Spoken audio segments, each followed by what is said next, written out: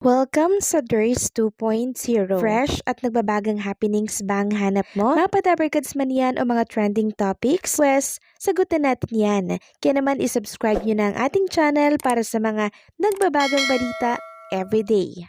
Welcome back again sa ating YouTube channel mga kadabarkads, and for today's video, ang pag-uusapan natin ay tungkol sa mga importanteng kaganapan sa loob at sa labas ng Itbulaga. Unahin natin ang tungkol dito sa malaking announcement po ng TBJ para po yan kay Eunice Janine and Yuniel Kim by March 6. So ang baka sakali po ay magkakaroon ng cafe tour mga kadabarkads, March 6, Friday po yan. So ito po yung mga schedule, 6:30 p.m. Street Coffee, and 8 p.m. ang Berlin's Cafe, 9 p.m. AKFL Lunch and Cafe, and 10:30 p.m. Clowns Republic po ni Alan Kay.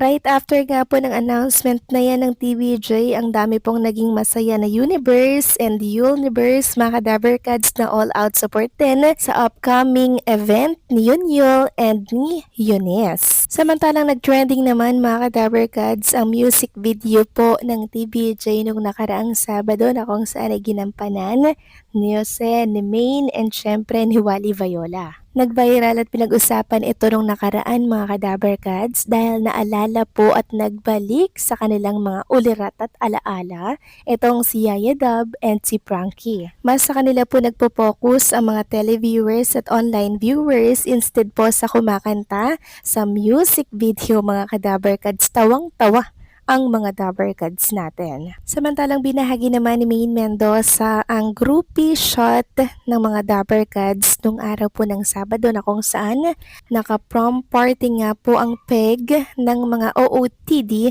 ng mga dabarkads natin dito. Sobrang ganda and talaga namang kinaaliwan din ito ng mga televiewers natin. Marami nga pong nagsasabi na naging advantage daw po yung maliit na place or studio ngayon at mas madaling magkabanding daw yung mga dabarkads natin. Mas nagiging close daw sila, kaya mas naging maganda daw yung chemistry habang tumatagal. Kahit pa paiba-iba po ang age, level nila, talaga naman pong magkakasundo ang mga dabarkads natin. At oo nga pala mga kadabarkads, happy anniversary po dito kay Boss Joey De Leon at sa kanyang may bahay na si Ma'am Eileen Macapagal. And kahapon nga po nagbahagi si Boss Joey ng picture nila together at binabati ang isa't isa. Sabi nga dito, happy anniversary to us. I love you always, Eileen. And bumati nga po dyan ng mga dabarkads natin like Ryan, Alan Kay, and marami pa pong iba. Muli, happy anniversary, Boss Joey De Leon and Ma'am Eileen Macapagal.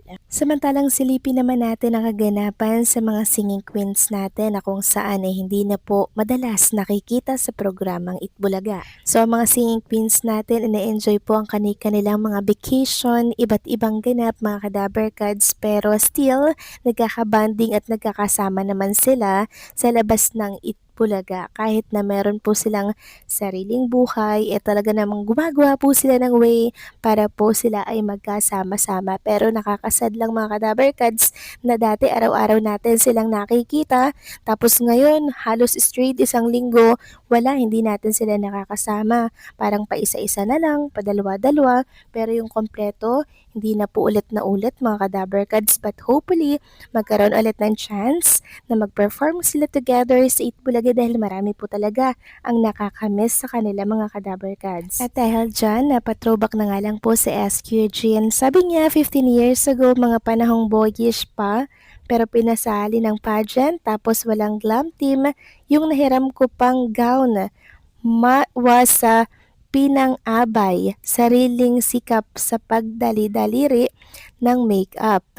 Kinumpol ko lang ang hair sa likod pero naiuwi natin ang korena. Yay. So nakakamiss ang mga singing queens. Antayin natin at baka may ibang plano po ang TBJ Production para po sa kanila.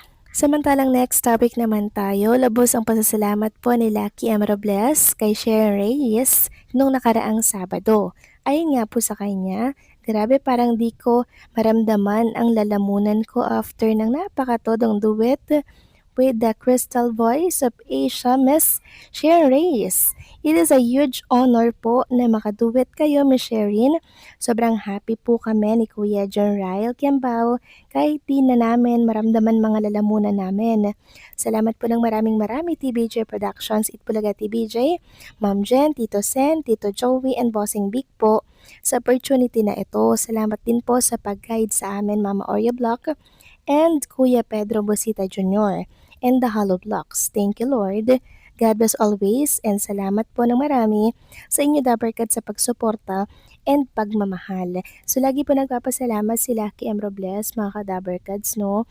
Parang ang sarap niyang tulungan, ang sarap niya po mga ka-Dabarkads na kasama, kasi sobrang grateful niya sa maliit or sa malaking bagay. Samantalang next topic naman tayo, pag-usapan naman natin mga ka-Dabarkads ang tungkol nga po dito sa isang non-time host na kung saan talagang kinabahan po while nasa flight going to Dubai. So, papunta po sana sa Dubai to meet Little Pam. Ito pong si Ann Curtis nung nakaraan mga ka-Dabarkads. Pero nakita po niya ng kanya mga mata mismo, na videohan pa nga niya or na picturean na meron pong speed jet flying beside po nila, no, nung kanilang airplane. Hindi lang yun isa mga ka-Dabarkads, bale parang 2 or 3 ata yun. Kaya po nag-anunsyo na babalik sila ng Milan due to the airstrike nga po na nangyayari sa pagitan po ng USA and ng Iran. Nananawagan nga po siya ng prayer para po sa mga family na talaga namang apektado, mga ka-Dabarkad. Sabi niya, praying for all the families in the Middle East. Sa mga kababayan natin, ingat po, stay safe everyone. Hoping things is soon. So yan po mga ka-Dabarkads, no?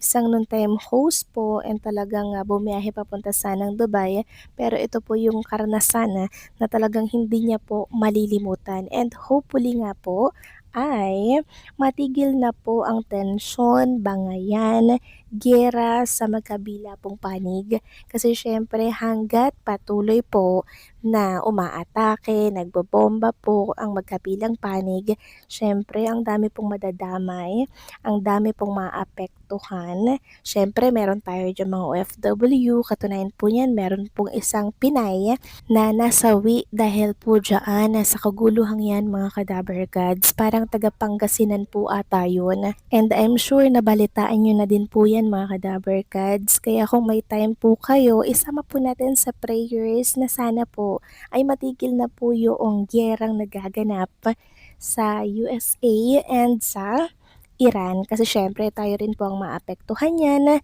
tataas po yung bilihin, diba? Lalo na po yung oil mga ka-Dabarkads, yung mga gasolina po na kung saan 15 to 30% galing po doon. Kaya ang tendency pag nag-export po ang ibang bansa, mas mataas na yun. Syempre mga ka-Dabarkads, sasamantalahin po nila yun. Kaya ipag-pray natin na matapos na po ang gera sa ating mga karatig bansa. So paano mga ka-Dabarkads, hanggang dito na lamang pong update natin. Maraming salamat po sa patuloy na pagsuporta.